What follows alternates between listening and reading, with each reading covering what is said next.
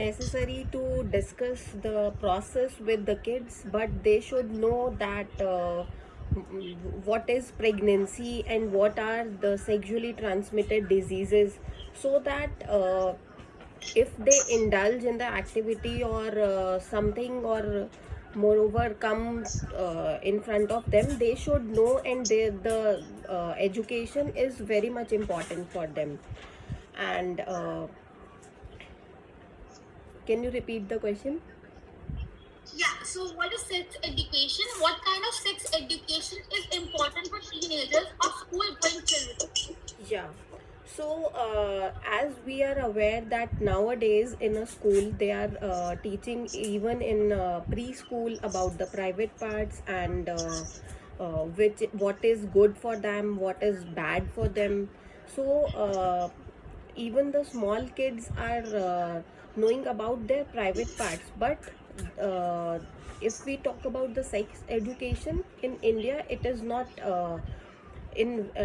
taught in very detail in school, right? So it is a very important that teenagers should know about it, that what is sexually transmitted diseases, and what is like human development, that includes reproduction, puberty, and what are secondary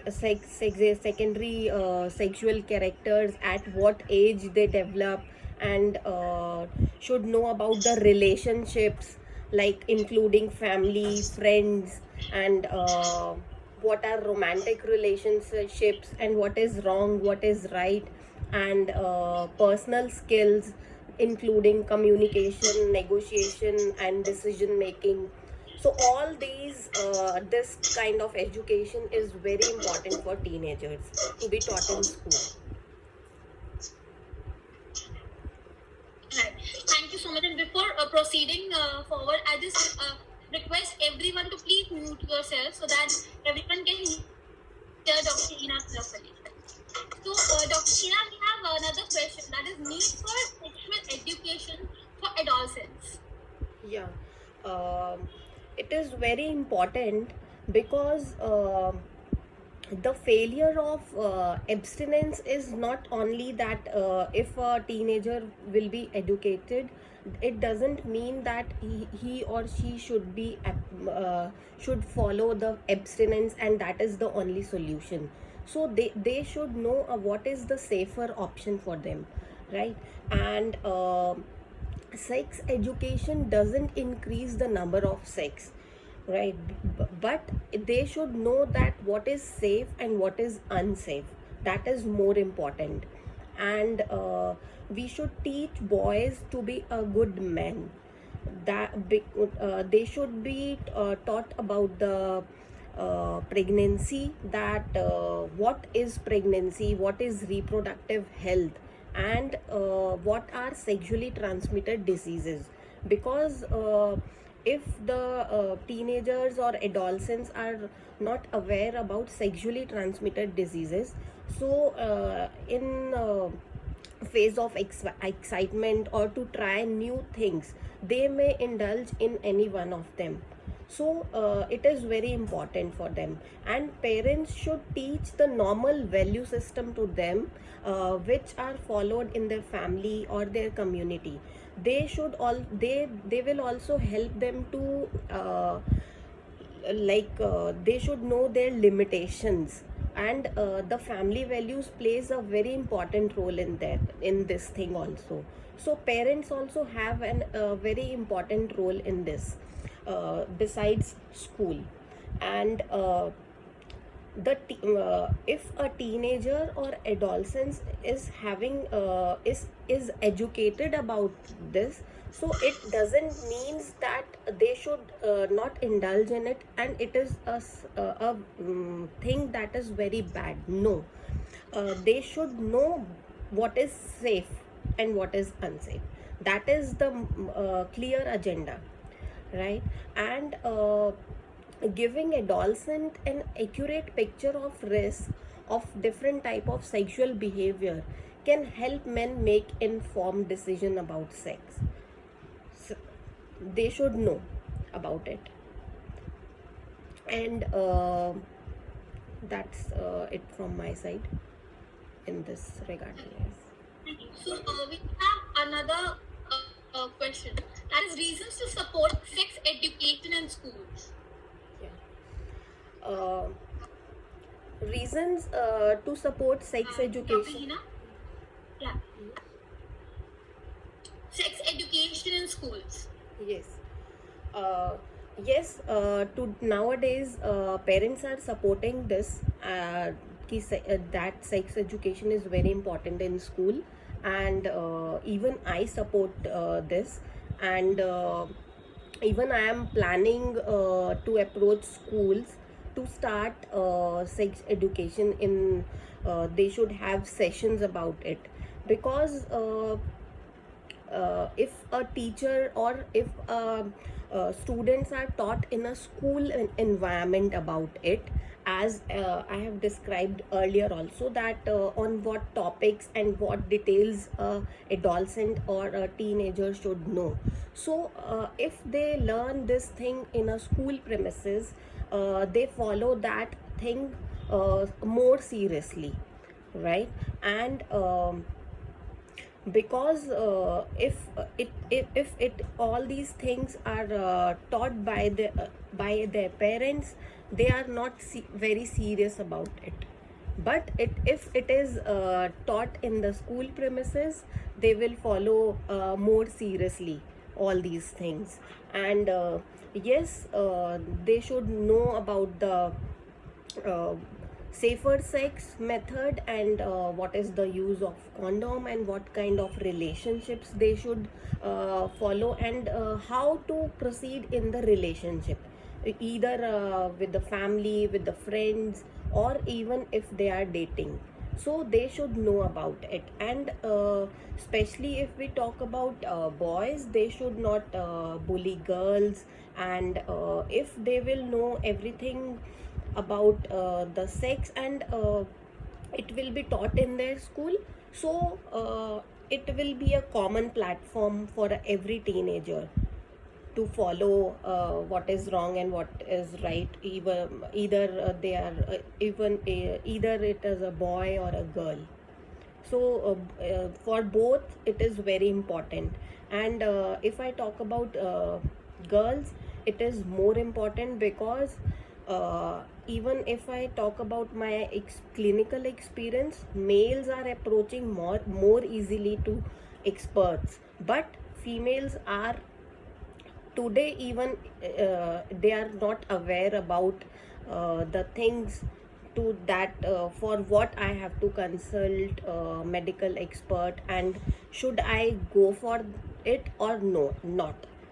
They are not aware about it, that what is my problem, or it is a problem or not.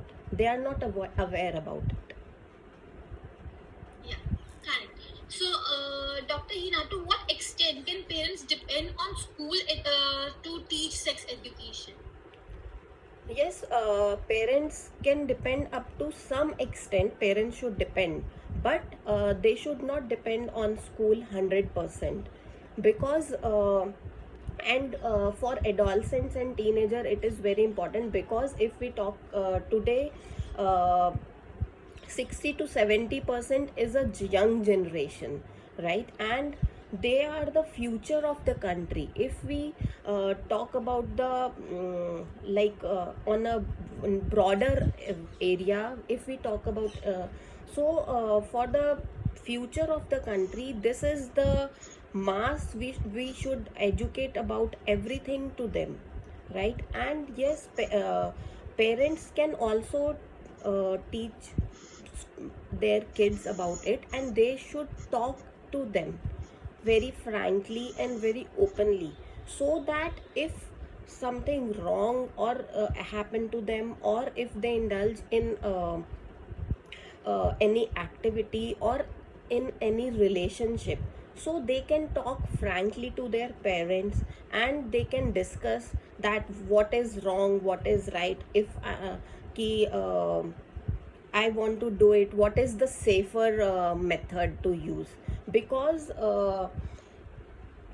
like in normal days we see that even when we were kids, if we were restricted for something from our parents, we were restricted, we were more curious about that thing. But if our parents are freely to talk about it, if parents will talk to their kids, they will also talk and discuss about it.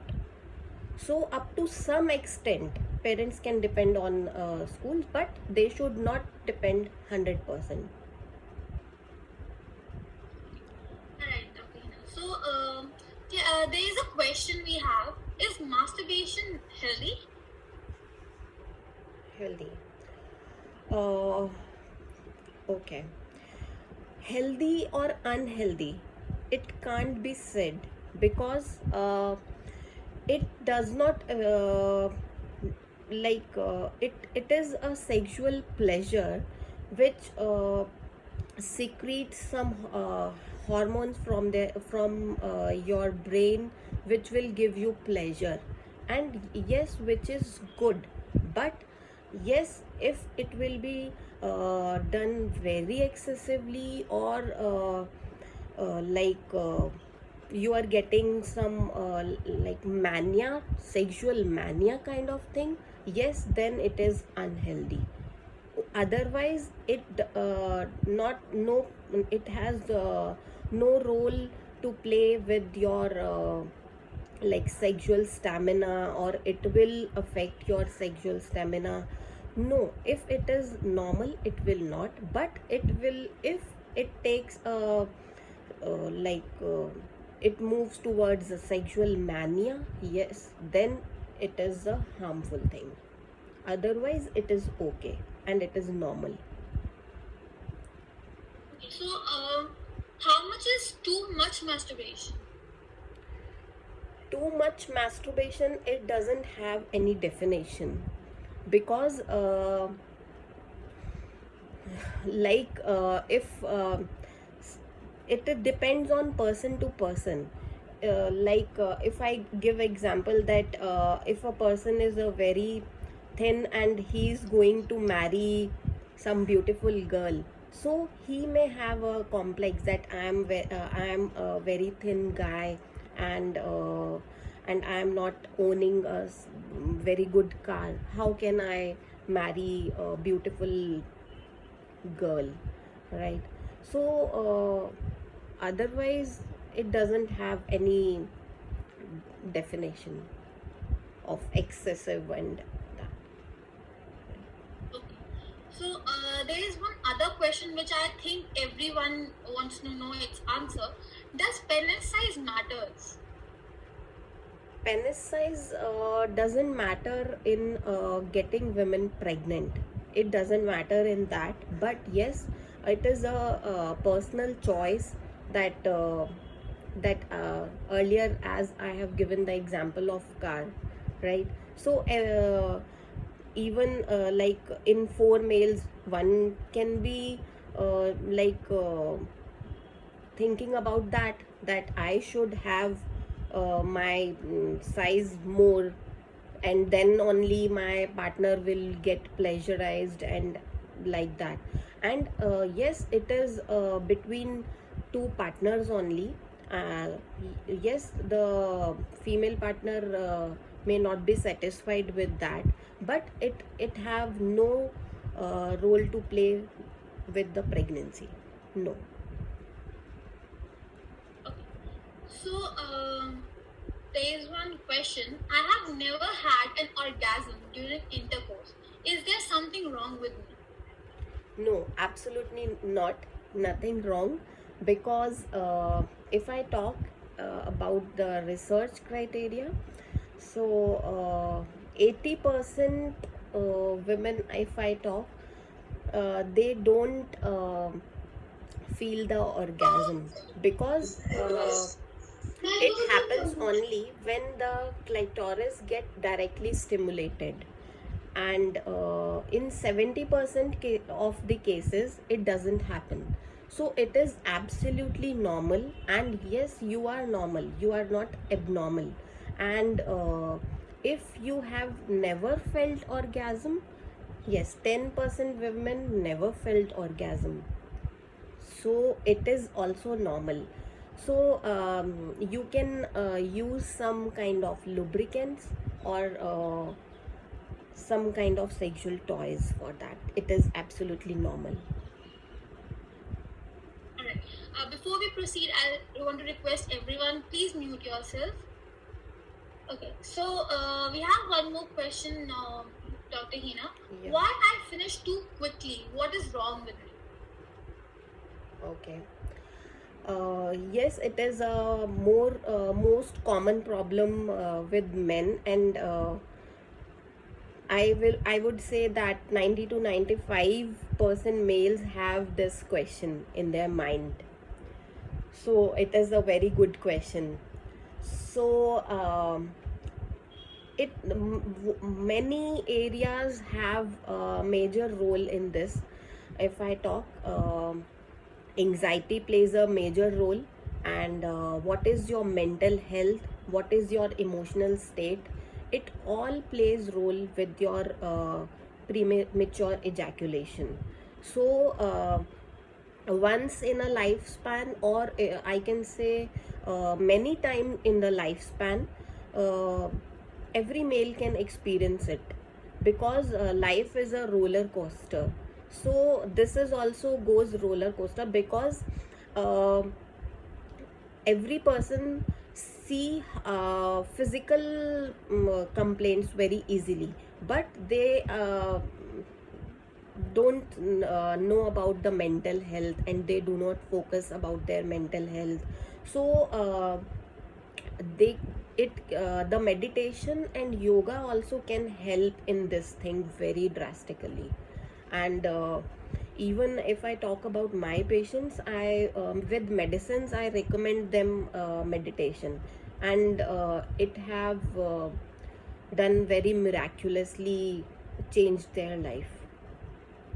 So in today's world, anxiety and mental health is disturbing this thing, their sexual health. So they should work about it. And yes, many exercises, many workouts also help in this. So everything walks hand in hand. Every health is interconnected. Okay, thank you so much, Dr. Hina. And we have one very interesting question. Can you be happy without sex? Okay. Um, yes, it depends. But if we compare the couples uh, whom are not sexually active, and with the person, with the couples who are sexually active, so if we compare between them, yes, the couples who are sexually active are more happier, and more lively, and more enjoying their life, and they are more excited, and more successful even in their professional career. So yes, it plays a very important role in their life in every area. Not just it is a physical need. It impacts your mental health, your professional health, your personal health too. So it is an important part of your life.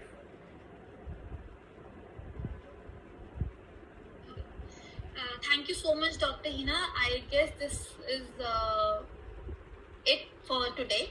Thank you so much for this wonderful session, and Thank you. thank you, audience, for being a part of this session. Dr. Hina, do you want to give some words of wisdom before leaving? uh, yeah, if anybody from the audience have some questions, we can take that also. Okay. We can take All right. live questions. Yes. Okay. So, anyone in the audience have any questions you want to ask right now? Is there anyone?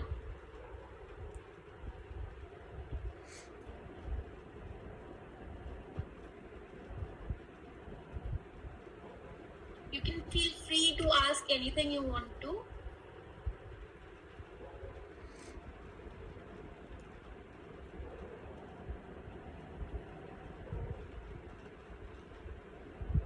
I guess there is no much questions right now, Dr. Hina. Okay. But thank you so much for this wonderful session. I Thank hope you. everyone got lots of answers for this. And I want to announce one thing, which is I'm very happy and blessed to announce. So Dr. Hina is coming up with one wonderful thing, which is called a high on Wednesday. So that is going to be small videos for knowledge about the same topic every Wednesday. So to get on that, follow her on YouTube channel and on Facebook. You can find her with the name One Click Homeopathy. So this is it, and please stay tuned to know have more knowledge. I guess we are signing.